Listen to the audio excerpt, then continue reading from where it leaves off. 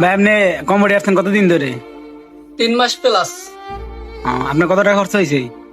খরচ হয়েছে 5,25,000। আচ্ছা, আপনার দালালে আপনাকে কি বলে আনছে?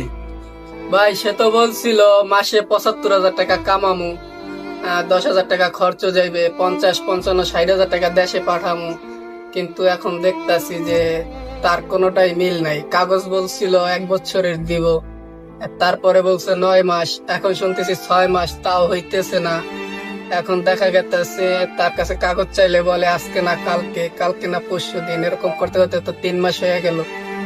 আহ, তো দালাল এখানে আসার পর আপনার কি কাজ দিছে? কাজ দিছে, গার্মেজের কথা কইছিল, গার্মেজের কাজই দিছে, কিন্তু শুধু এই একটা কথারই মিল আছে, আর একটা কথারও কোনো মিল নাই। কি কথাটা মিল আছে ভাই? মিল আছে শুধু সে বলছিল যে গার্মেজে কাজ দিব, এই যে গার্মেজে কাজ দিছে, কিন্তু বেতনের তো কথা